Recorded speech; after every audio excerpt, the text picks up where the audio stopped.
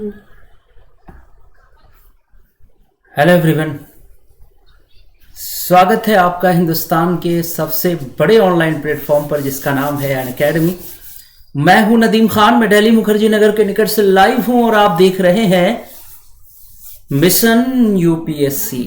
जी हाँ बच्चों, आज की जो क्लास है ये डेडिकेटेड है यूपीएससी सीएससी के नाम कि वो बच्चे जो आईएएस की परीक्षा में बैठने की तैयारी कर रहे हैं थोड़ा सा ध्यान दें। मैं हिंदी माध्यम के सभी बच्चों से कहना चाहूंगा कि आपकी कामयाबी में वैकल्पिक विषय का रोल अब बहुत ज्यादा अहम हो गया है। अगर आप यूपीएससी सीएससी के एग्जाम में बैठने जा रहे हैं तो थोड़ा सा ध्यान दीजिए बच्चों, आप आईएएस बनेंगे इसमें यह बात एकदम जरूरी हो गई है कि वैकल्पिक विषय जो है आपके लिए अब डिसाइडिंग हो गया है। जी हां, अब तक जो देखा गया है, जो रेशियो देखा गया है सिलेक्शन का, उसमें वैकल्पिक विषय हिंदी माध्यम के लिए अब बहुत ही महत्वपूर्ण हो गया है और आपके सिलेक्शन में इसका अब बहुत बड़ा रोल हो चुका है। तो बच्चों, आज के इस टॉपिक में हम लोग इसी पर चर्चा करने वाले हैं। आज के टॉपिक में हम लोग इसी बात पर चर्चा करने वाले हैं कि जो वैकल्पिक विषय है वो हिंदी माध्यम के बच्चों के लिए कितना ज्यादा महत्वपूर्ण है और अगर आप इसको अवॉइड करते हैं या अगर आप इस पर देर से डिसीजन लेते हैं और वैकल्पिक विषय में अगर नंबर कम पड़ जाता है तो फिर बहुत बड़ी मुश्किल आपके सामने आ सकती है। तो बच्चों, बने रहिए हमारे साथ आज के इस मिशन यूपीएससी क्लास में, और जिसमें आज हम लोग वैकल्पिक विषय के महत्व पर प्रकाश डालेंगे। तो चलिए शुरू करते हैं क्लास को। Let's crack UPSC CSC Hindi, let's crack it. बच्चों, अगर आप अनअकैडमी के साथ जुड़ना चाहते हैं, अगर आप अनअकैडमी से जुड़कर अपनी स्टडी करना चाहते हैं तो थोड़ा सा मैं आपके लिए बताना चाहता हूं कि अनअकैडमी क्यों है आपके लिए खास, अनअकैडमी क्यों है आपके लिए जरूरी। लगातार अनअकैडमी अपने एजुकेटर्स के साथ इस बात पर काम कर रही है कि कैसे आपकी सफलता को, कैसे आपकी कामयाबी को सुनिश्चित किया जाए। लगातार जितनी भी टीम है अनअकैडमी की, जो भी टीम है, लगातार अनअकैडमी अपने एजुकेटर के साथ कोशिश कर रही है। तो चलिए आइए सबसे पहले हम बात करेंगे कि अगर आप अनअकैडमी से जुड़ते हैं तो आपको क्या क्या मिलेगा। आपको मिलेगी डेली लाइव क्लासेस। अगर आप अनअकैडमी से जुड़कर अपनी स्टडी करते हैं तो आपको मिलेगी डेली लाइव क्लासेस, मिलेगी स्ट्रक्चर्ड कोर्सेस। स्ट्रक्चर्ड कोर्सेस का मतलब होता है कि विथ सिलेबस आपकी तैयारी कंप्लीट करवाई जाएगी।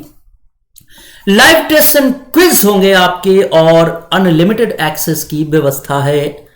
आगे बढ़िए, अगर आप अनअकैडमी से जुड़ना चाहते हैं, अगर आप अनअकैडमी का लाभ लेना चाहते हैं तो डाउनलोड करिए अनअकैडमी के लर्निंग ऐप को। जी हां, अनअकैडमी के लर्निंग ऐप को डाउनलोड करने के बाद सर्च के बटन पे जाइए और सर्च करिए यूपीएससी सीएससी। जी हां बच्चों, और अपने मनचाहे एजुकेटर्स को आप सर्च करिए। जिस भी एजुकेटर से आप पढ़ना चाहते हैं उस एजुकेटर का नाम सर्च करिए। जैसे आप मेरा नाम सर्च करके देखिए, MOHDNADIM। जी हां, मोहम्मद नदीम है मेरा नाम और अनअकैडमी के ऐप पर मोहम्मद नदीम है मेरा प्रोफाइल नेम अनअकैडमी के ऐप पर, और मुझे फॉलो जरूर कर दीजिए अगर आप मुझसे पढ़ना चाहते हैं अनअकैडमी के ऐप पर। क्योंकि मैं हिस्ट्री की क्लासेस लेता हूं तो आप मुझे फॉलो जरूर कर दीजिए, क्योंकि अगर फॉलो कर देंगे तो हिस्ट्री की सारी क्लासेस जो है, जो फ्री क्लासेस है, उसके इंफॉर्मेशन आपके मोबाइल पर जाएंगे। ठीक है, यहां पर बच्चों अगर आप अनअकैडमी से जुड़ना चाहते हैं, अगर आप एडमिशन लेना चाहते हैं तो यहां पर ही गेट सब्सक्रिप्शन का ऑप्शन होता है। ठीक मेरे प्रोफाइल नेम के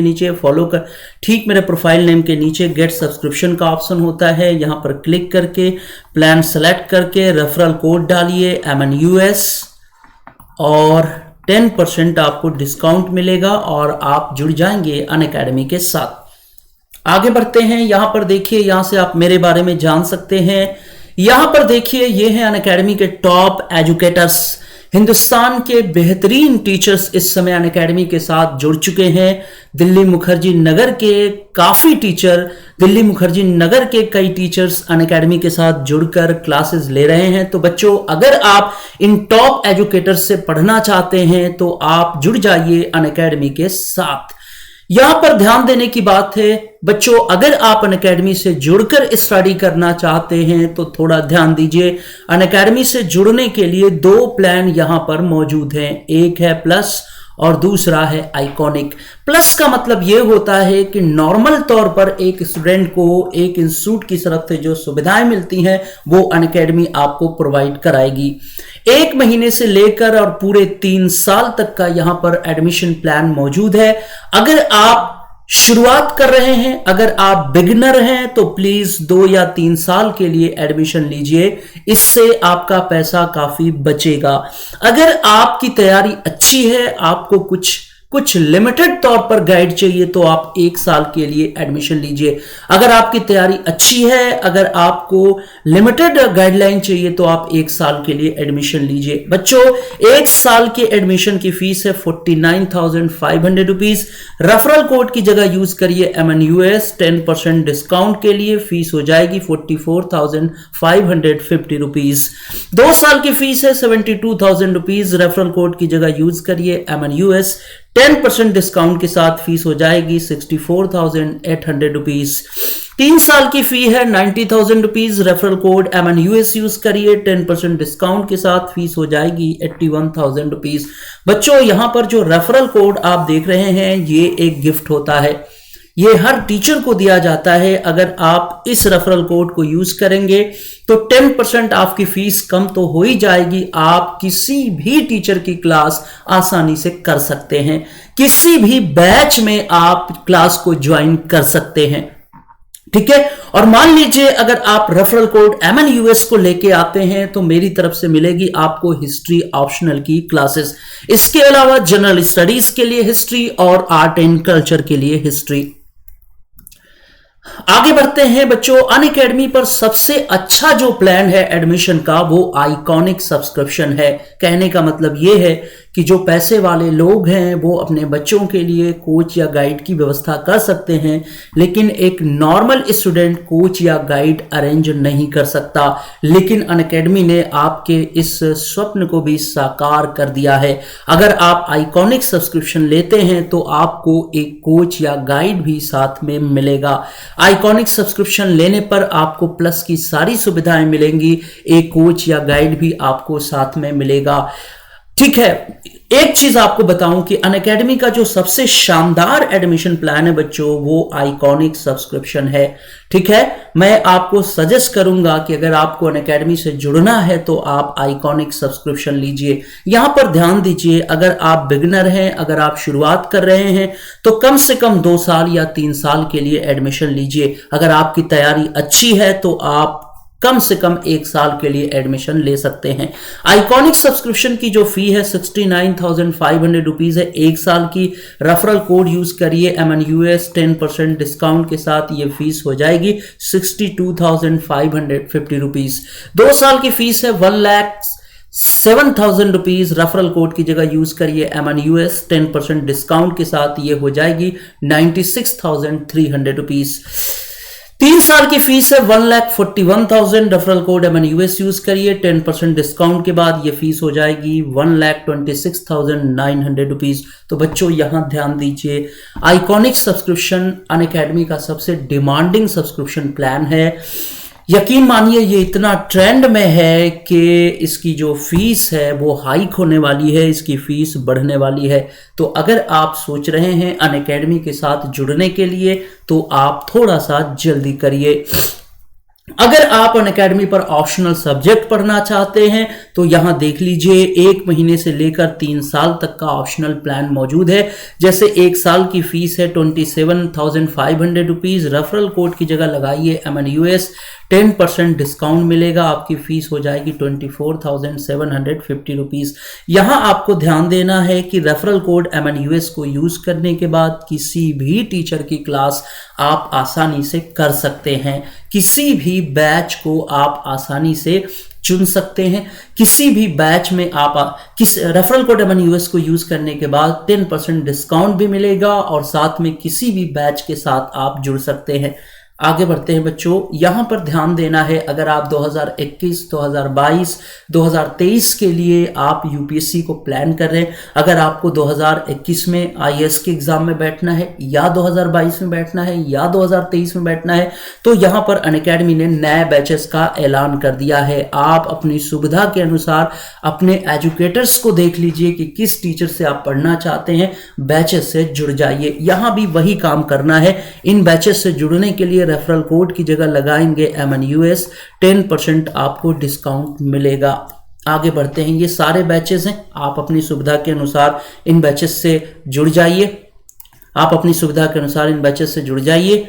आगे बढ़ते हैं बच्चों, बहुत से बच्चे हैं जो ये चाहते हैं कि उनको जनरल स्टडीज और ऑप्शनल सब्जेक्ट भी एक साथ मिले। अनअकैडमी ने दोनों के लिए, आपके लिए दोनों को, अनअकैडमी ने दोनों को जोड़कर एक प्लान पेश किया है।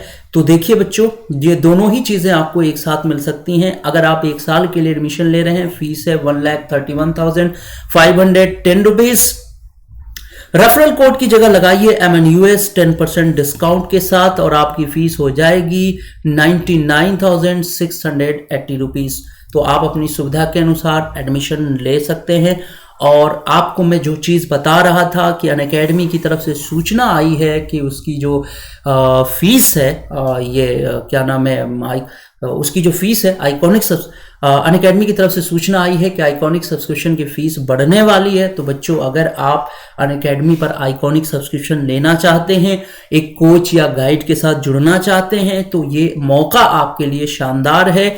यूज करिए रेफरल कोड MNUS 10% डिस्काउंट के लिए और ले लीजिए अनअकैडमी पर आइकॉनिक सब्सक्रिप्शन। तो बच्चों, अब मिशन यूपीएससी का समय आ चुका है।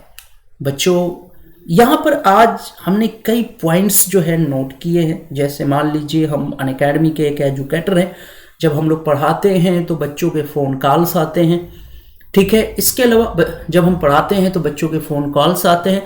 बहुत से बच्चे मिलते भी हैं दिल्ली में जो यूपीएससी सीएससी की तैयारी कर रहे हैं, ठीक है। उनसे मुलाकात हम लोगों की होती थी, तब हम लोग चर्चा करते थे, मतलब कई बातें उनको सुनने के बाद समझ में आती थी। तो इसके बाद हमने कुछ कंक्लूजन्स निकाला। यहाँ पर मैं फिर से हिंदी माध्यम के सारे बच्चों को खबरदार कर रहा हूँ कि अगर आईएएस बनना है तो वैकल्पिक विषय की भूमिका अब डिसाइडिंग हो चुकी है। इस पर ध्यान देना है। वैकल्पिक विषय की जो भूमिका है वो बिल्कुल डिसाइडिंग हो चुकी है और बहुत ध्यान से इसका चुनाव करना है बच्चों। मैं आपको बता दूं कि जनरल स्टडीज में एक नॉर्मल लेवल पर आप जो है नंबर पा लेंगे, लेकिन ऑप्शनल में जब तक आप अच्छा नहीं करेंगे आपको बढ़िया नंबर, कहने का मतलब यह है कि आपके नाम के साथ रैंक नहीं जुड़ पाएगा। तो चलिए आइए अब हम लोग एक एक पॉइंट पर बात करेंगे कि भाई वैकल्पिक विषय होता क्या है और इसका चयन कैसे किया जाता है। तो देखिए, वैकल्पिक विषय जो होता है, जो आईएएस का जब मेंस आप देते हैं तो उसमें एक कॉलम होता है यूपीएससी सीएससी में कि आप कौन सा वैकल्पिक विषय चुनेंगे, आप अपने पसंद का। तो यहां पर बच्चों ना सबसे पहली चीज क्या है कि वैकल्पिक विषय में फर्स्ट और सेकंड दो पेपर होते हैं, लगभग 500 नंबर का ये जो पेपर होता है। इसमें यह है बच्चों, ध्यान ये देना है कि अब सबसे पहले एक पॉइंट चुनते हैं कि ठीक है वैकल्पिक विषय मान लिया।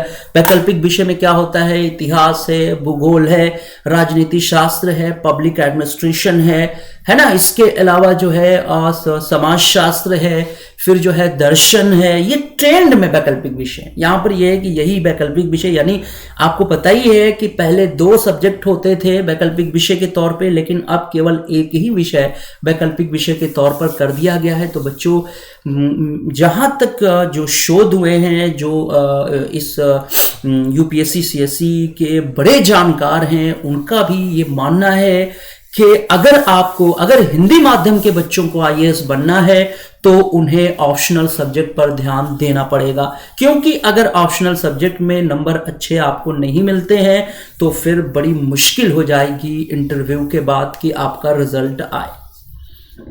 तो चलिए सबसे पहले ऑप्शनल विषय पर हम लोग बात करेंगे कि देखिए बच्चों, ऑप्शनल जो विषय होते हैं, ठीक है, जैसे मैं आपको बता दूं, ऑप्शनल विषय जो सबसे ज़्यादा ट्रेंड में है, सबसे ज़्यादा जो इस समय चल रहे हैं, बच्चे पढ़ रहे हैं दिल्ली में, आपको बता दूं कि इतिहास जो कि एक एवरग्रीन सब्जेक्ट रहा है, इसकी वैल्यू न कम न ज़्यादा आज तक वैसे ही है। उसके बाद मैं यहाँ पर जो है नंबरिंग नहीं कर रहा हूँ बच्चों, ठीक है, यहाँ नंबरिंग नहीं देना है। भूगोल है सबसे ज़्यादा ट्रेंड में, उसके बाद जो है राजनीति शास्त्र है, ध्यान दीजिए यहां पर बच्चों, उसके बाद क्या है, राजनीति शास्त्र है, फिर आपका लोक प्रशासन है, समाज शास्त्र है। जरा ध्यान दीजिएगा, जो सब्जेक्ट ट्रेंड में है, जो सब्जेक्ट सबसे ज्यादा चल रहे हैं, उन्हीं के मैं नाम लिख रहा हूं यहां पर, ठीक है। इसके अलावा बच्चों दर्शन का नाम आता है, दर्शन भी एक विषय है, और फिर ना लिटरेचर जो विषय हैं, लिटरेचर में हिंदी है, उर्दू है, इंग्लिश है, लिटरेचर विषय भी जो है वो लिए जाते हैं ऑप्शनल के तौर पर। तो आप देख लीजिए कि जनरली तौर पर बच्चों के द्वारा जो विषय सेलेक्ट किए जाते हैं वो यही विषय हैं, ठीक है। ज्यादातर बच्चे हिंदी माध्यम के इन विषयों से जो है तैयारी करते हैं। एक प्रश्न यहां पर मैं आपके सामने रखता हूं कि सबसे पहला जो प्रश्न होता है बच्चों, जब ये तय हो गया है कि ऑप्शनल विषय एकदम डिसाइडिंग है, प्रॉब्लम यहां पर यह है कि देखिए जनरल स्टडीज में एक लिमिट ही होती है, उससे ऊपर नंबर उठना बड़ा मुश्किल होता है हिंदी माध्यम के बच्चों के लिए। समझ में आ गया?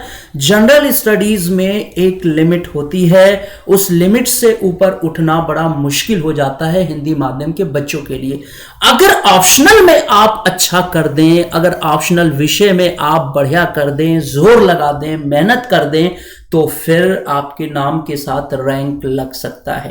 तो आज इस टॉपिक पर हम लोग चर्चा करेंगे। सबसे पहली चीज यह है बच्चों कि ऑप्शनल का चुनाव कैसे किया जाए। सबसे पहला जो विषय है कि विषय का जो चुनाव होना चाहिए वो कैसे होना चाहिए, है कि नहीं? तो चलिए यहां पर हम लोग सबसे पहले चर्चा करेंगे विषय के चुनाव पर। आ जाइए, सबसे पहले विषय का चुनाव कैसे करें, ये हम हेडिंग डालेंगे। सबसे पहले हम लोग इस पे चर्चा करेंगे, एक एक पॉइंट मैं आपके सामने रखूंगा, फिर डिसीजन आपको लेना है। मैं ये नहीं कहूंगा कि आप ये विषय ले लीजिए, ये बेहतरीन है, नहीं। विषय का चुनाव पहला हेडिंग में डाल लूं बच्चों, विषय का चुनाव कैसे करें। मतलब काफी टाइम से पढ़ाते हुए मैंने ये महसूस किया कि बच्चे लगातार कमेंट करते हैं कि सर कौन सा विषय अच्छा होगा, किसमें नंबर ज्यादा मिलता है। ज्यादातर क्वेश्चन इसी पर आया कि कौन सा विषय अच्छा है, किस पर ज्यादा नंबर मिलते हैं। चलिए, विषय का चुनाव, ये सबसे पहला प्रश्न है, विषय का चुनाव कैसे किया जाए। कौन सा सब्जेक्ट लेंगे आपको तो आपको नंबर ज्यादा मिलेगा। देखो बच्चों, जब बात चुनाव की आती है तो एक बात हमेशा ध्यान रखो, सब्जेक्ट भी जो होता है वो एक दोस्त की तरह होता है। मेरी बात ध्यान से सुनना, सब्जेक्ट भी एक दोस्त की तरह होता है, एक फ्रेंड की तरह होता है। अगर कोई लड़का है या लड़की है, मान लो कोई लड़का है आपका दोस्त, वो बहुत खूबसूरत है। कैसा है? बहुत सुंदर है, बहुत ही अट्रैक्टिंग है, बहुत ही चार्मिंग है, बहुत ही खूबसूरत है। लेकिन जब आप उसके साथ वक्त गुजारते हो तो आप इरिटेट हो जाते हो, आपका मन नहीं लगता। He is very good, he is very smart, वो बहुत सुंदर है, बहुत खूबसूरत है, बहुत अट्रैक्टिव है। 10 लोग अगर उसको आपके साथ देखेंगे तो बोलेंगे अरे वाह क्या दोस्त है। लेकिन आप जब उसके साथ वक्त गुजारते हैं तो आपको मजा नहीं आता, आपको बहुत ही ज्यादा इरिटेटिंग लगता है। क्या ऐसा दोस्त होना जरूरी है? अगर खूबसूरती की बात की जाए, अगर अट्रैक्शन की बात की जाए, अगर पैसे की बात की जाए, मान लीजिए उसके पास बहुत पैसा है, क्या मतलब है यार ऐसे आदमी के साथ वक्त गुजारने का? इंसान दोस्त क्यों चुनता है? कि उसके साथ कुछ पल बिता सके, उसके साथ कुछ लाइफ के एंजॉयमेंट ले सके। फ्रेंड इंसान क्यों चुनता है? इसीलिए तो चुनता है। तो कहने का मतलब कि वो फ्रेंड जो खूबसूरत हो, पैसे वाला हो, अट्रैक्टिव हो, लेकिन आप उसके साथ कंफर्ट नहीं है तो बेकार है, आप उसके साथ समय मत गुजारिए। ठीक वैसे ही जैसे बहुत से लोग कहते हैं कि भाई आप विषय वो लीजिए जिसमें नंबर आ रहा है। भाई ये विषय में नंबर आ रहा है, लोग कहते हैं कि भाई इस समय ज्योग्राफी में बहुत ज्यादा नंबर आ रहा है, इस समय फला विषय में बहुत नंबर आ रहा है, ठीक है, लेकिन आप जब उसको पढ़ते हैं तो आप कंफर्ट नहीं है, तो क्या करेंगे? ज्योग्राफी रख लेंगे? नहीं, मैं आपको कभी सलाह नहीं दूंगा कि आप ज्योग्राफी रखिए या हिस्ट्री रखिए। अगर आप उसके साथ कंफर्ट नहीं है, आपको मजा नहीं आ रहा है, तो आप उसके साथ समय मत बिताइए, बल्कि उसको छोड़ दीजिए। आप उस विषय को सेलेक्ट करो जिससे आप प्यार करते हो। हर बच्चे को कोई ना कोई विषय अच्छा लगता है। बच्चों, मैं बार बार इससे कहता हूं, बार बार ये बात बोलता हूं कि वो विषय सेलेक्ट करिए जो आपको पसंद हो। यानी हम कहेंगे कि अपनी पसंद को प्राथमिकता दीजिए, अपनी पसंद को प्राथमिकता दीजिए। समझ में आ गया? यानी पहली चीज क्या है बच्चों? आपकी रुचि, आपका इंटरेस्ट। स्वामी विवेकानंद ने कहा है कि दोस्ती उसी आदमी के साथ अच्छी लगती है जिसके साथ आपके विचार मिलते हो। दोस्ती उसी आदमी के साथ अच्छी लगती है जिसके साथ आपके विचार मिलते हो, है कि नहीं? बैठ जाता हूं मैं अक्सर जमीन पर, बैठ जाता हूं मैं अक्सर जमीन पर, क्योंकि मुझे मेरी औकात अच्छी लगती है। मैंने समंदर से सीखा है जीने का सलीका, मैंने समंदर से सीखा है जीने का सलीका। खामोशी से रहना और अपनी मौज में बहना, खामोशी से रहना और अपनी मौज में बहना। तो बच्चों, यहां पर मैं आपसे एक ही चीज बोलूंगा, जितने भी हिंदी माध्यम के बच्चे क्लास देख रहे हैं, सब लोगों से कह रहा हूं कि सब्जेक्ट के सिलेक्शन में हमेशा बच्चों, हमेशा थोड़ा सा समझदारी से काम लेना है, क्योंकि ये आपकी जिंदगी का सवाल है। ये किस चीज का सवाल है? आपकी जिंदगी का सवाल है। इंसान अगर किसी से बेपनाह मोहब्बत करता है, अगर कोई अपने लक्ष्य से जी जान से प्यार करता है, तो वो उसके बगैर नहीं रह सकता। तो ये आपकी जिंदगी का सवाल है। तो सबसे पहली चीज ये है बच्चों कि अपनी पसंद को आप नंबर 1 पर रखिए। चलिए, ये बात सही हो गई। यानी नंबर 1 पर जो बात आई वो ये आई कि हमें वो विषय चुनना है जिसमें हमारी रुचि हो, जिसको पढ़ने में हमें मजा आता हो, जिसके साथ हम, भाई दोस्त वो अच्छा होता है जिसके साथ आप 2-4 पल बिता सके। दोस्त वो कभी अच्छा नहीं होता जो खूबसूरत हो, पैसे वाला हो, लेकिन उसके साथ आप कंफर्टेबल ना हो। तो प्लीज इसका ध्यान रखना है। यानी सबसे नंबर 1 पे क्या चीज आ गई? आपकी रुचि,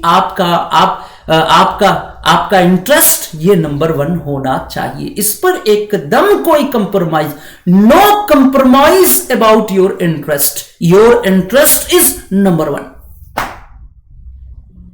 मेरी बात समझ रहे हो ना? अगर आपका इंटरेस्ट, मैंने कहा है ना, लोग कहते हैं कि दिल लगी दीवार से तो परी क्या चीज है। दिल लगी दीवार से तो परी क्या चीज है। लोग कहते हैं कि अगर आप किसी चीज से कंफर्ट हैं, उसके साथ आप समय बिता सकते हैं, वो चीज आपको पसंद है तो पसंद है। मैं कह रहा हूं कि सबसे जरूरी तो यही चीज है ना यार, कि पता चला, हमने कपड़ा देख लिया हमने कि फला हीरो ने ये कपड़ा पहना है, तो हमने उसको पहन लिया। अब हम अंदर से कंफर्ट ही नहीं है, कभी हाथ ऐसे कर रहे हैं, कभी हाथ ऐसे कर रहे हैं, कभी ऐसे। तो क्या मतलब है यार? यानी अपनी पसंद को तरजीह देना जरूरी है।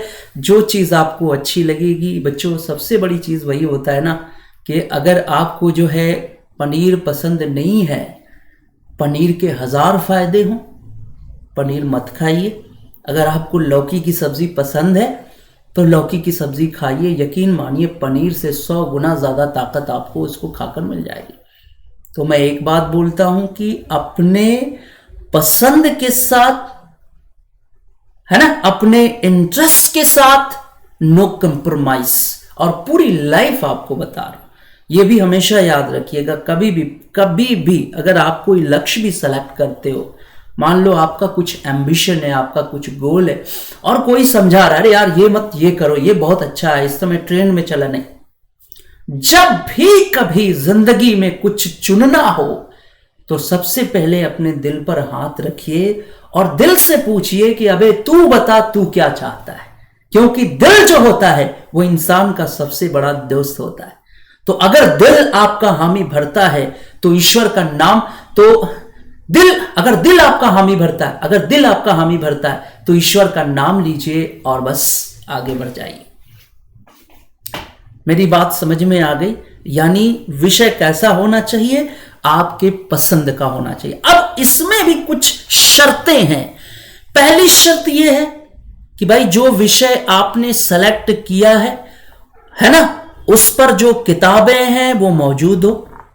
आपके पास किताबें होनी चाहिए। भाई जो विषय आपने सेलेक्ट किया है उस पर बुक्स का होना जरूरी। भाई किताबें नहीं है, हथियार ही नहीं है, तो फिर कैसे पढ़ाई करोगे? तो पहली चीज ये है बच्चों की किताबें मिलनी चाहिए, भाई उसकी बुक्स। अब पता चला कि आपने कोई ऐसा विषय सेलेक्ट कर लिया है जिसकी बुक ही नहीं है आपके पास, तो ये भी दिक्कत है कि नहीं? वैसे सच तो ये है कि जहां चाह है वहीं पर रहा है। अब दूसरे नंबर पर देखिए, दूसरी चीज ये है कि आपके पास गाइड होनी चाहिए। आपके पास गाइड के लिए कोई होना चाहिए। ये एक सच्चाई है बच्चों, ये एक सच्चाई है। मैं आप सबको समझाना चाहता हूं, इस बात को बहुत ध्यान से देखो। जिंदगी में ना हमेशा व्यवहारिक बनने के लिए तैयार रहिए। सिद्धांत अच्छी चीज है, लेकिन जो सिद्धांत व्यवहारिक नहीं होता वो सिद्धांत इसलिए नहीं होता। तो इंसान को व्यवहारिक होनी चाहिए। बहुत से लोग समझाते हैं कि अरे यार अपने से करो, कर लोगे। मैं कहता हूं बिल्कुल आप अपने से करेंगे, डेफिनेट कर लेंगे, लेकिन कब तक कर लेंगे ये निश्चित नहीं। एक गाइड जो होता है, एक टीचर जो होता है, वो बहुत मायने रखता है। वो अपनी 20 साल की मेहनत को आपके सामने कुछ महीनों में रख देता है।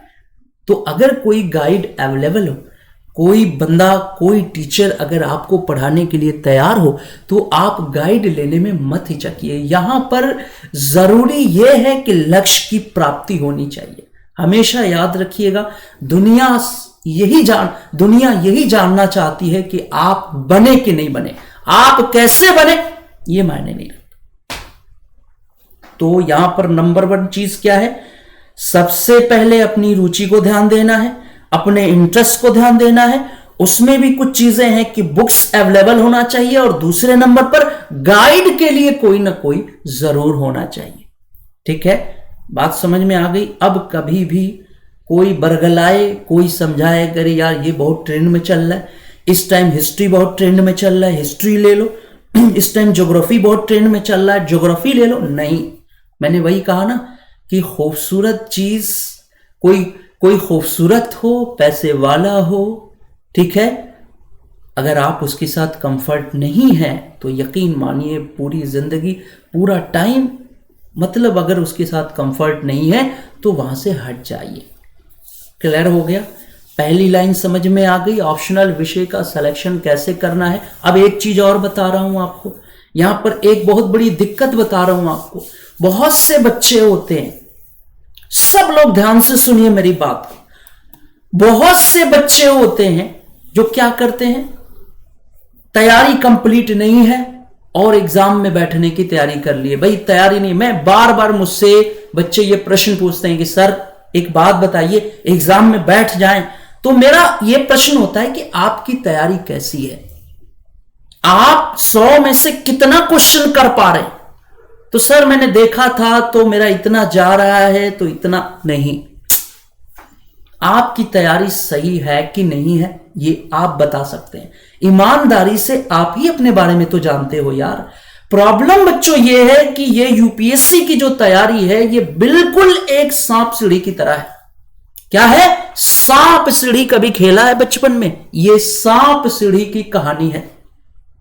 इसमें क्या होता है कि भाई 3 स्टेप होते हैं और एक स्टेप में भी आप स्लिप किए तो फिर वहीं आ जाओगे जहां से चले। मेरी बात समझ में आ रही कि नहीं? यहां पर ऑप्शनल विषय पर बात होगी, साथ में कुछ और भी विषयों पर बात होगी। मैं क्या बता रहा था आपसे कि यूपीएससी एक सांप सीढ़ी का खेल है। 3 स्टेप है इसके, प्री मेंस और इंटरव्यू। एक जगह भी आप स्लिप करोगे फिर घूम फिर कर कहां आ जाओगे? वहीं आ जाओगे। होता क्या है कि बच्चे जो है तैयारी होती नहीं, एग्जाम में बैठ जाते। बैठ गए, मान लीजिए, मान लो आपका प्री निकल गया किसी तरह, मेंस की तैयारी आपकी अच्छी नहीं है। 2 से 3 महीनों में मेंस तैयार कभी नहीं होगा।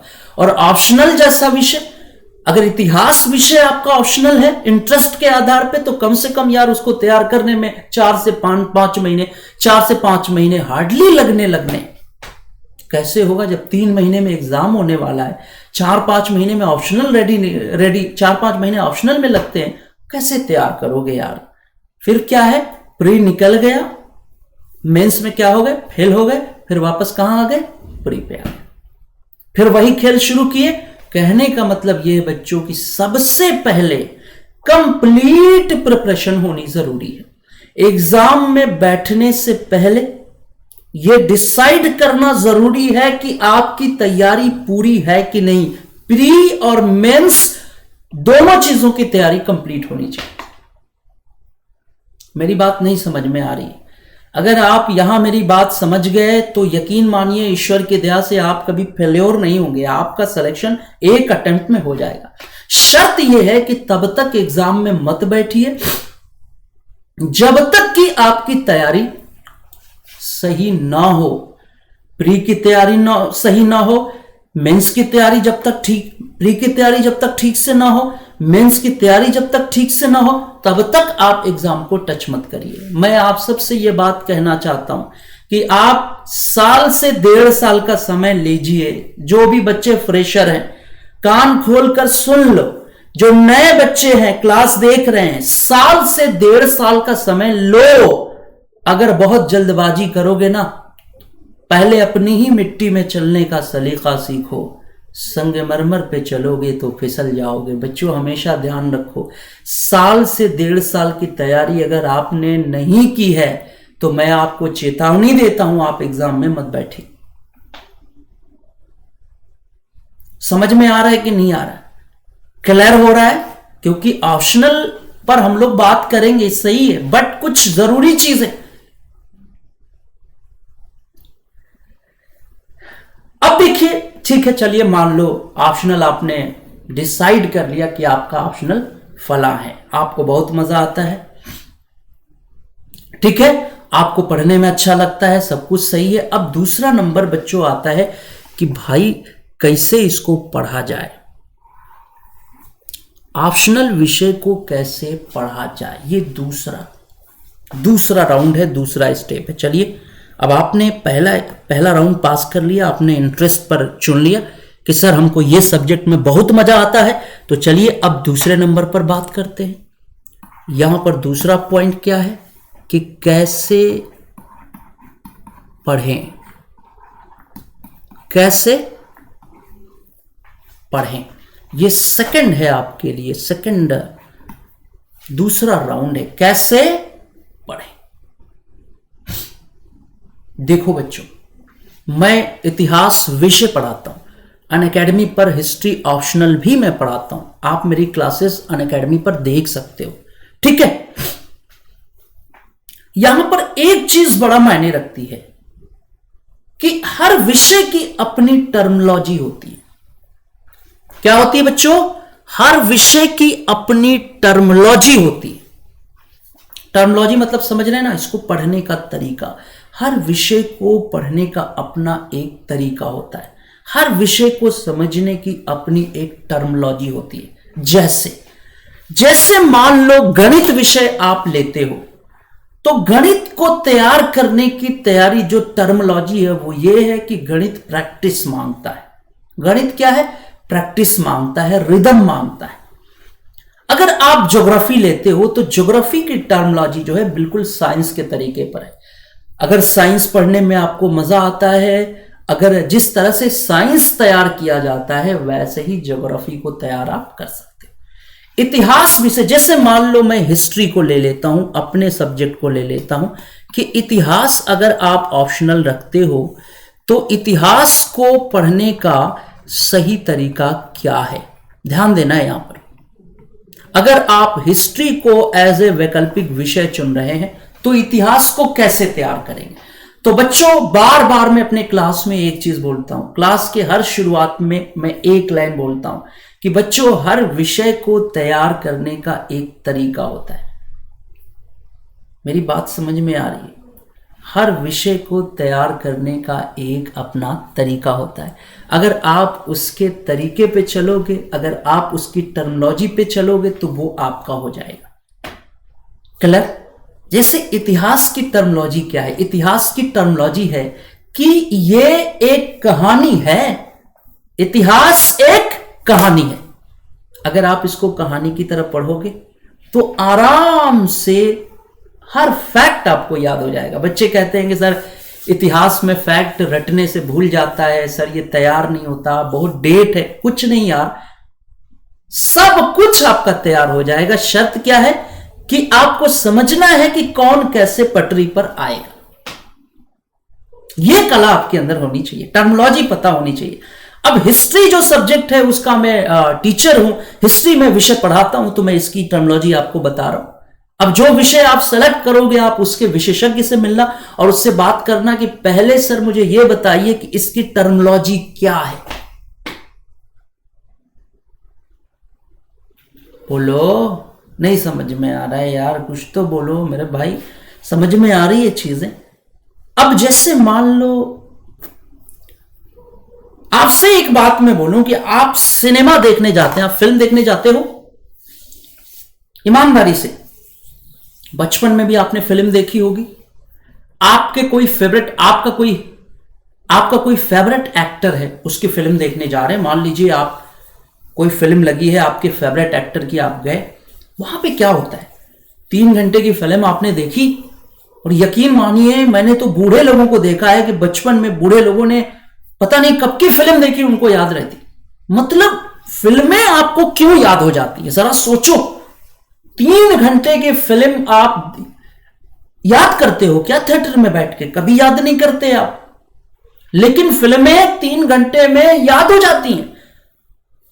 अगर आपकी फेवरेट एक्टर की फिल्म है और कोई स्टोरी पूछ दे केवल, करे यार थोड़ा बताना क्या क्या था उसमें, अरे वो आदमी मजे लेके बताता है। अरे यार ऐसे हुआ, यहां पर हीरो को गोली लगी, यहां पर विलेन ने हीरो के बाप पर अटैक कर दिया, मतलब यहां पर हीरो गिर पड़ा। कैसे मजे ले लेके बताते हो कि नहीं बताते हो? ईमानदारी से बताओ। बता देते हो, लेकिन इस चीज को समझो बच्चों जरा कि कैसे। अब बाकी चीजें भाई, फिल्में आप बता देते हैं लेकिन आप सब्जेक्ट नहीं बता पा रहे। आपको सब्जेक्ट, प्रॉब्लम यही है बच्चों कि आप थिएटर में जब गए तो आपने क्या किया? फिल्म देखी ना, केवल थिएटर में गए तो केवल फिल्म देखी, और फिल्म को क्या किया आपने? कंप्लीटली एंजॉय किया। फिल्म को क्या किया? कंप्लीटली एंजॉय किया। वो फिल्म आपकी हो गई। तो फिल्म एक कहानी है, कहानी को आपने कहानी की तरह देखा, वो तैयार हो गई। इतिहास एक कहानी है, अगर आप इसको ऐसे स्टोरी पढ़ोगे, ये बड़ा जरूर है, लेकिन इसके टर्मिनोलॉजी पर आकर अगर इसके साथ जुड़ेंगे तो ये तैयार हो जाएगा। अब प्रॉब्लम क्या है कि आपने मान लीजिए इतिहास ले लिया, आपको टर्मिनोलॉजी मालूम नहीं है, आप इसके साथ जोर जबरदस्ती कर रहे हैं, तो जोर जबरदस्ती से ये तैयार नहीं होगा। और हिस्ट्री जो है एक ऐसा सब्जेक्ट है कि अगर आपकी इसमें रुचि नहीं है तो फिर ये आपके लिए बड़ी परेशानी खड़ी कर सकता है। तो क्या होता है बच्चों की किसी भी विषय को पढ़ने के लिए, है ना, सबसे पहली चीज क्या होती है कि इसकी टर्मिनोलॉजी को समझना जरूरी होता है कि यह विषय कैसे तैयार होगा। नहीं समझ में आया बताइए, क्लियर हुआ कि नहीं हुआ? बोलिए। चलिए आगे बढ़ते हैं। ऑप्शनल सब्जेक्ट पर, वैकल्पिक विषय पर जो है अब तीसरे नंबर पर बात करते हैं बच्चों। देखो एक चीज मैं यहां पर बताऊं, चिंतन और मनन है जरूरी। ऑप्शनल में विश्लेषण पूछा जाता है, किसी भी टॉपिक का डेप्थ पूछा जाता है, तो वो बिना विश्लेषण के वो चीज हो नहीं सकती। यहां पर देखो बच्चों, चिंतन और मनन है जरूरी। मैं बार बार अपने शागिर्दों से कहता हूं कि चाहे आप मेंस का भी, मेंस में जनरल स्टडीज आप पढ़ रहे हैं, ऑप्शनल पढ़ रहे हैं, देखो किसी भी सब्जेक्ट पर काबू पाना हो तो उसको एनालाइज करो, उसका एनालिसिस करो, उस पर चिंतन और मनन करो, यकीन मानो वो आपका हो जाएगा।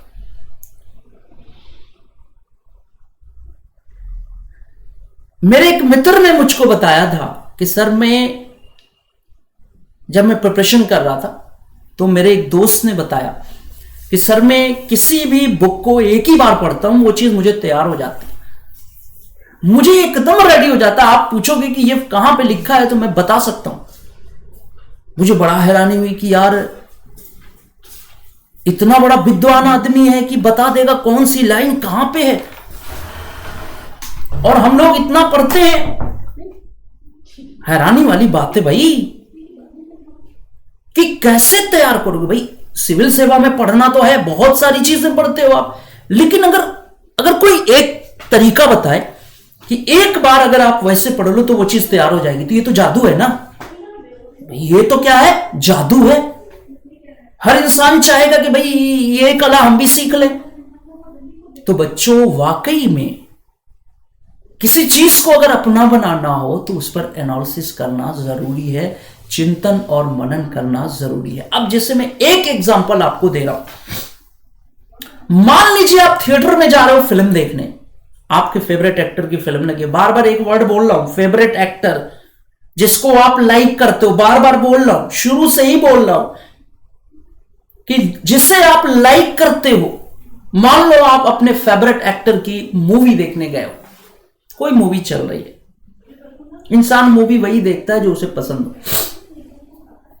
क्या आपने कभी सोचा है कि फिल्म चल रही है, हीरो को गोली लग गई, या उसका बाप मर गया? थिएटर में होता है कि भाई बगल में लोग बैठे रहते हैं, खासतौर से अगर महिलाएं हो, लोगों को रोने की आवाज आती है, भाई लोग सिसक सिसक के रो रहे हैं, लोग रोते हैं, जो बहुत से लोग तो जोर जोर से रोने लगते हैं। अरे कमाल है यार, जब आपको पता है कि एवरीथिंग इज फेक, सब कुछ ये नकली है, हीरो का बाप नहीं मरा है, लेकिन फिर भी लोग क्यों रोने लगते हैं? कभी सोचा है आपने? बोलो, जवाब दो। कभी सोचा है क्यों रोते हैं? इसलिए रोते हैं बच्चों कि जब हम फिल्म देखते हैं ना, तो हमारे इमोशंस जो है वो पर्दे के साथ जुड़ जाते हैं, वो कैरेक्टर्स के साथ जुड़ जाते हैं। और जब आपके इमोशंस किसी चीज के साथ जुड़ जाते हैं तो फिर क्या होता है पता है? फिर आपको लगने लगता है कि ये मेरे साथ हो रहा है, चीजें रियल लगने लगती। कोई फनी कैरेक्टर है, आ रहा है, हंसा रहा है, लोग जो है दहाड़े मार मार के थिएटर में हंसते हैं, जोर जोर से हंसते हैं। कमाल है यार, अजीब हाल है यार। एक पर्दे में आदमी हंसा रहा है, आप हंस रहे हो, यही सच्चाई है। आपके इमोशंस पर्दे में जुड़ जाते हैं, आप कनेक्ट हो जाते हैं पर्दे के साथ। फिर क्या होता है? यही चीज है बच्चों, जब आपके इमोशंस किसी चीज से जुड़ जाएंगे ना, तो आपको मजा आने लगता है। क्या आने लगता है? मजा आने लगता है। और जब किसी चीज में इंसान को मजा आने लगे तो वो चीज क्या हो जाती है? उसकी हो जाती है। इस बात की दलील, कोई चीज आपकी है या नहीं, इसको तौलने का एक ही पैमाना है कि आपको उसको करने में मजा आ रहा है कि नहीं आ रहा है। अगर मजा आ रहा है, वो चीज आपकी होगी। मेरी बात समझ में आ रही कि नहीं आ रही? बोलो भाई। कहने का मतलब यह है कि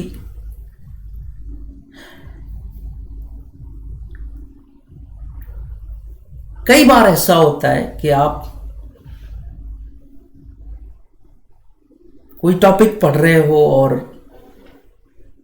एक दफ़ा की बात है, मैं क्लास ले रहा था और फिर एक जगह पे मैं पढ़ा रहा था। देखिए, मैं बहुत छोटा इंसान हूँ, मैं अपने बारे में मैं कुछ नहीं यार, बहुत नॉर्मल आदमी हूँ। एक बार तो कहने का मतलब ये बच्चों की यहाँ पे क्या होता है कि जब अगर आप तराइन का युद्ध पढ़ रहे हो, अगर आप तराइन का युद्ध पढ़ रहे हो तो आपको फील होना चाहिए कि तराइन में युद्ध हो रहा है, तलवारें चल रही हैं, घोड़े दौड़ रहे हैं। कभी ऐसा आपको फील हुआ है? बताइए। कभी तराइन की लड़ाई भूलेगी नहीं पूरी जिंदगी भर। आप हिमालय पर्वत पढ़ रहे हैं और आपको यह एहसास हो जाए, आप मान के चलिए कि कुछ भी पढ़ रहे हैं, अगर आपको एहसास हो जाए कमाल है। तो फीलिंग बच्चों यही असल चीज होती है। किसी चीज को तैयार करने का सबसे बढ़िया तरीका है कि अगर आप हिमालय पढ़ रहे हैं ज्योग्राफी में और अगर आपको महसूस हो रहा है तो समझ जाइए कि वो आपका हो गया। फीलिंग होने लगी तो समझ जाइए कि वो आपका हो गया। तो फीलिंग कैसे होती है? फीलिंग करने का तरीका है चिंतन और मनन। जब तक आप चिंतन नहीं करेंगे, क्योंकि क्या होता है फिल्मों में यही तो होता है कि जब इंसान फिल्म देखता है तो जो आपके इमोशंस है वो फिल्म के साथ जुड़ जाते हैं। उसी तरह से बच्चों किताब के साथ जब आपके इमोशंस जुड़ जाएंगे, जब आप उस पर एनालाइज करोगे, चिंतन करोगे, तो आपके इमोशंस उस बुक के साथ जुड़ जाएंगे। और जब आपके इमोशंस बुक के साथ जुड़ जाएंगे तो आपको पढ़ने में इतना मजा आएगा कि आपका मन ही नहीं करेगा कि आप किताब रखें। मेरी बात समझ में आ रही है? अगर आप हिस्ट्री पढ़ रहे हैं, अगर आपको लगने लगे कि तराइन का मैदान जो है ऐसा लग रहा है कि हो रहा है, तराइन का युद्ध हो रहा है और मैं उसको देख रहा हूँ, या मुझे एहसास हो रहा है कि ये मोहम्मद गौरी है, ये पृथ्वीराज चौहान है, फिर वो कहानी कब भूलेगी यार आपको? तो चिंतन, एनालिसिस इज मस्ट। किसी चीज को अगर अपना बनाना हो तो उसका एनालिसिस करना जरूरी है। तो मैं सभी बच्चों को समझा रहा हूं कि ऑप्शनल विषय हो या जनरल स्टडीज हो या ऑप्शनल विषय हो, इस पर कंट्रोल करने के लिए जरूरी है कि पहले तो एक बार आप रीडिंग कर लीजिए, एक बार उसे पढ़िए, फिर उसके बाद बच्चों उस पर चिंतन करिए। जैसे ही चिंतन करेंगे वो टॉपिक आपका हो जाएगा। क्लियर हो गया? तो चिंतन और मनन क्या है? जरूरी है। ठीक है, 1 मिनट का मुझे समय दीजिए बच्चों, 1 minute. Give me 1 minute please, give me 1 minute please. मैं फिर से आता हूं टॉपिक पर। तो बच्चों आइए फिर से हम लोग टॉपिक पे आते हैं जहां पे हम लोग बात कर रहे थे। हम लोग एक बार फिर अपने उसी टॉपिक पर आ रहे हैं, ठीक है ना? चलिए आइए।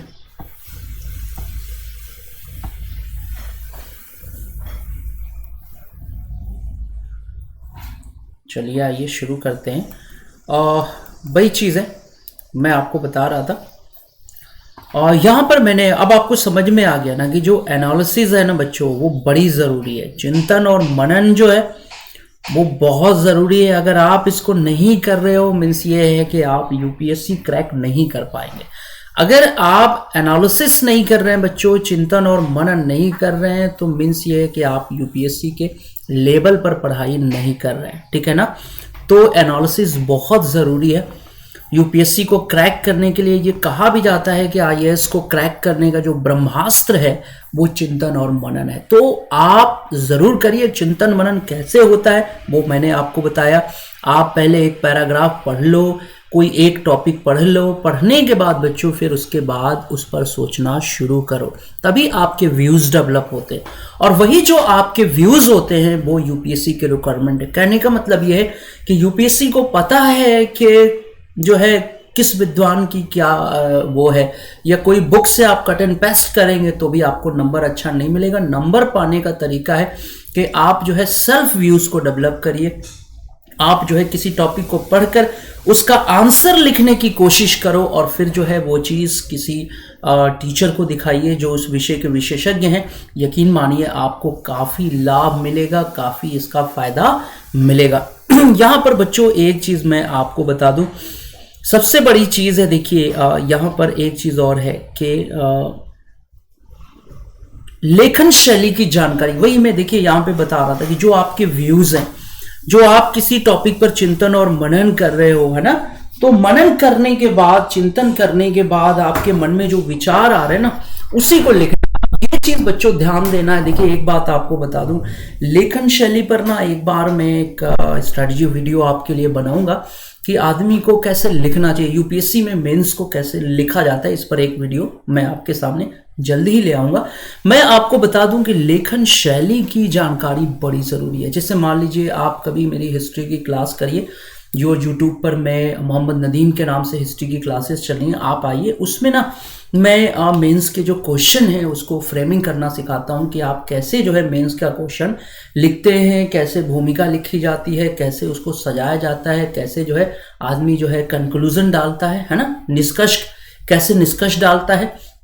सबसे बड़ी चीज है बच्चों की, बहुत से लोग होते हैं जिनके पास नॉलेज बहुत होता है, नॉलेज का खजाना होता है, लेकिन प्रेजेंटेशन बहुत मायने रखती है। कहने का मतलब यह है कि आपके किचन में सामान बहुत ज्यादा है, लेकिन अगर आपको सामान सजाने की कला नहीं मालूम तो मेहमान कभी नहीं बोलेगा कि यार ये यहाँ पे बहुत अच्छा था। यही होता है बच्चों, सबसे बड़ी चीज होती है कि आप उस सामान को कैसे मेहमान के सामने लगाते हो, कैसे खाना पेश करते हो उसको, ये मायने रखता है।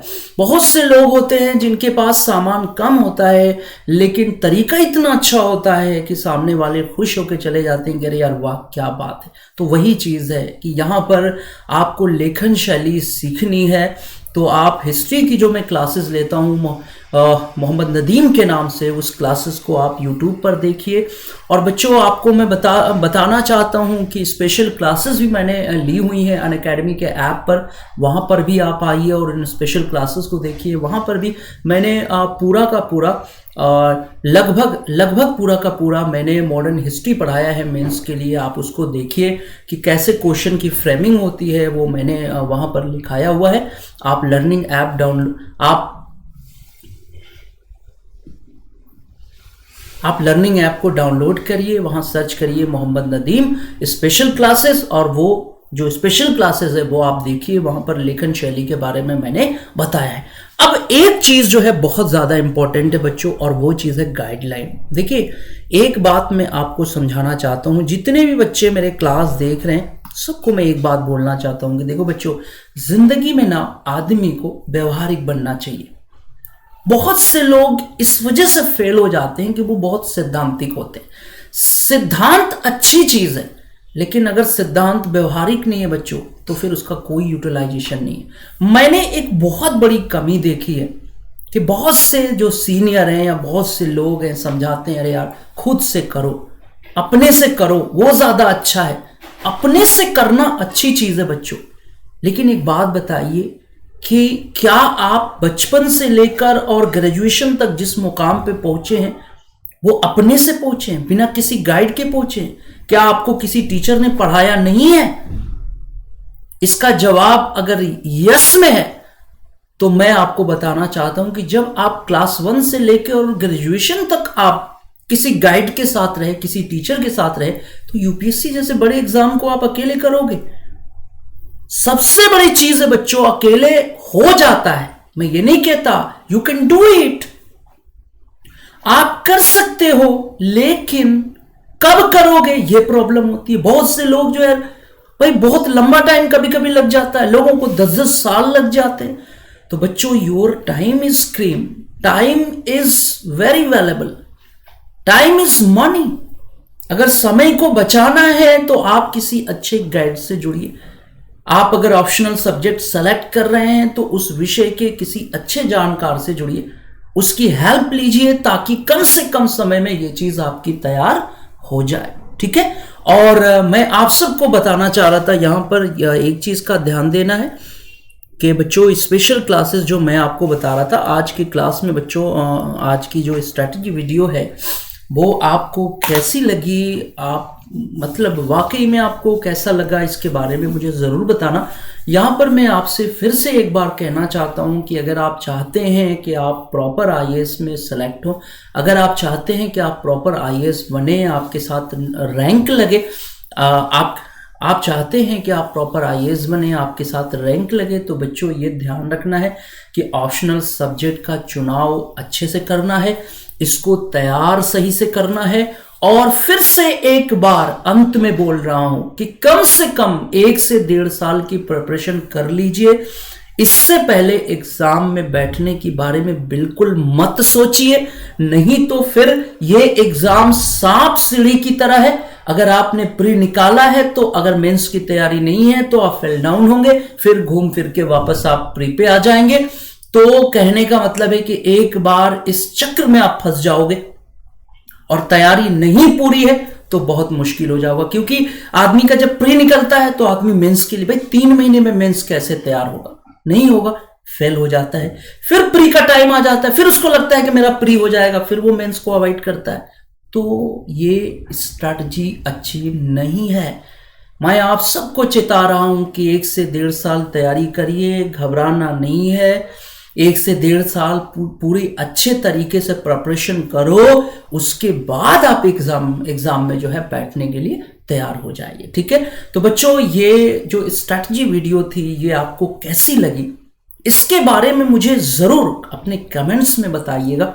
ठीक है, और एक चीज और बताऊं कि अगर आप मेरी क्लासेस हिस्ट्री की करना चाहते हैं, लेखन शैली पर कुछ आप जानना चाहते हैं, तो आप अनअकैडमी का जो लर्निंग ऐप है, सबसे पहले इस ऐप को डाउनलोड करिए अपने मोबाइल पर। और ये जो लर्निंग ऐप है ना बच्चों, इसको अनअकैडमी का लर्निंग ऐप कहते हैं। क्या कहते हैं? Learning app. इसको डाउनलोड करिए। डाउनलोड करने के बाद जो है आप मेरा नाम सर्च करिए, यहाँ पे देखिए लिखा हुआ है साफ शब्दों में मोहम्मद नदीम। इसको सर्च करने के बाद जो है आप आगे लिख दीजिए मोहम्मद नदीम स्पेशल क्लासेस। और मेरी जितनी भी स्पेशल क्लासेस हैं ये आप देखिए, चूंकि इसका कोई पैसा नहीं लगता, इसका कोई कॉस्ट नहीं है, ये बिल्कुल फ्री होता है सबके लिए। आप देखिए, और अगर मान लीजिए आप अनअकैडमी से जुड़ना चाहते हैं, अगर आप अनअकैडमी से जुड़कर स्टडी करना चाहते हैं, तो आप रेफरल कोड की जगह क्या यूज करेंगे? MNUS। अगर आप इसको यूज करेंगे तो देखिए इसके कई फायदे हैं। एक तो 10% फीस में डिस्काउंट मिलेगा। दूसरा ये है कि किसी भी टीचर की क्लास आपको देखनी हो अनअकैडमी पर, कोई भी एजुकेटर हो ना, कोई भी एजुकेटर हो, उसकी क्लास आप देख सकते हैं। किसी भी बैच को ज्वाइन करना हो आप आसानी से उसकी बैचेस ज्वाइन कर सकते हैं।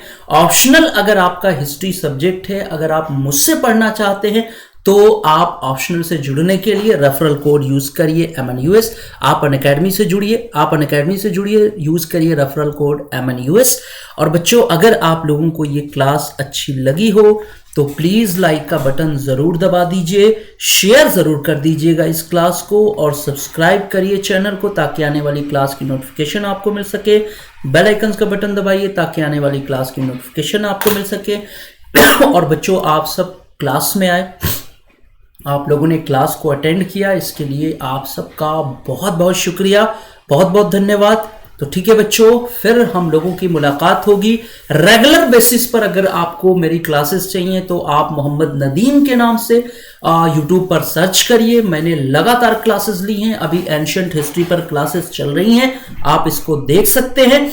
और अनअकैडमी का लर्निंग ऐप डाउनलोड करिए, वहां Mohammad Nadeem special classes search करिए और मेरी फ्री क्लासेस जो है वो देखिए। आपको मैं आशा करता हूं कि समझ में आएगा। लेखन शैली पे जो मैंने क्लासेस ली हैं, मॉडर्न हिस्ट्री की जो क्लासेस मैंने ली हैं लेखन शैली पे, वो भी देखिए, आपको पसंद आएगा। तो बच्चों, आप सबका बहुत बहुत धन्यवाद, बहुत बहुत शुक्रिया। जी हाँ, बहुत बहुत धन्यवाद, बहुत बहुत शुक्रिया। Let's crack it.